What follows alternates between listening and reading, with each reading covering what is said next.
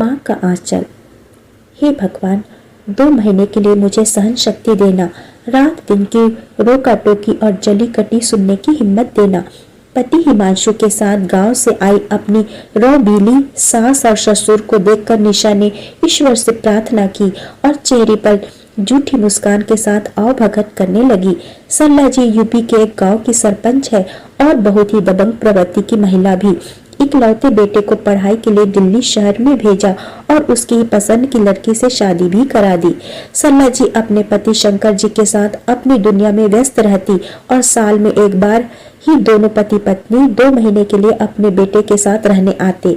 वैसे हिमांशु भी गांव जाता रहता था, लेकिन 2 साल से शादी के बाद कम ही जा पा रहा था। पर सरला जी को कोई शिकायत नहीं थी। वो अपने पति के साथ बेटे के यहाँ रहने आ जाती, लेकिन उनकी रोक टोक और बिन मांगे दी गई सलाहों से शहर के परिवेश में पली बढ़ी बहू निशा को बहुत खौफ तो होती। खैर बेचारी कुछ दिनों की ही तो बात है, सोचकर झेल लेती। आज हिमांशु के कुछ दोस्त खाने पर आने वाले हैं, तो निशा शाम से ही अपने काम वाले की सहायता से खाना बनाने में लगी हुई है और इधर आदत से मजबूर सरला जी शुरू हो गई।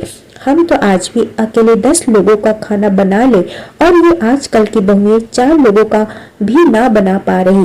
निशा को गुस्सा तो बहुत आया, पर सास को देखकर हिम्मत पस्त हो गई।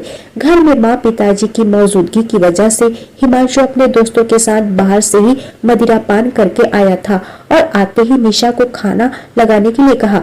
सरला जी अपने पति के साथ पहले ही खा पीकर कमरे में आराम कर रही थी और हिमांशु भी अपने दोस्तों के साथ ड्राइंग रूम में गप्पे मारने लगा।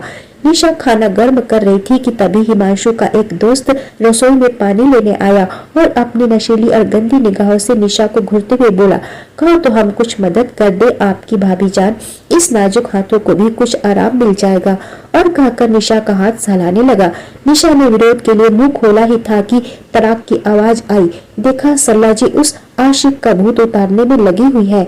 साथ ही उसे पकड़कर घसीटते हुए हिमांशु और उसके अन्य दोस्तों के पास ला पटका और गुस्से से दहाड़ती हुई बोली, मेरी बहू के साथ बदतमीजी करने की तेरी हिम्मत कैसे हुई, वो भी मेरे ही घर में। और तू बेशर्म, तूने पीना भी शुरू कर दिया और पीकर ऐसे दोस्तों को घर कैसे लेकर आया जिन्हें किसी महिला से कैसे पेश आना चाहिए इतना भी नहीं पता।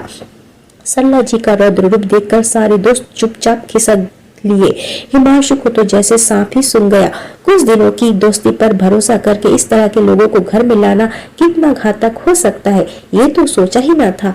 अपनी माँ से माफी मांगते हुए हिमांशु ने फिर कभी शराब नहीं पीने का वादा किया और निशा को भी सॉरी बोला।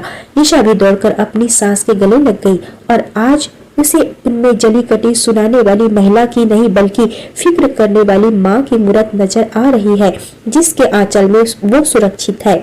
पोस्ट पसंद आए तो कृपया लाइक और सब्सक्राइब जरूर कीजिए।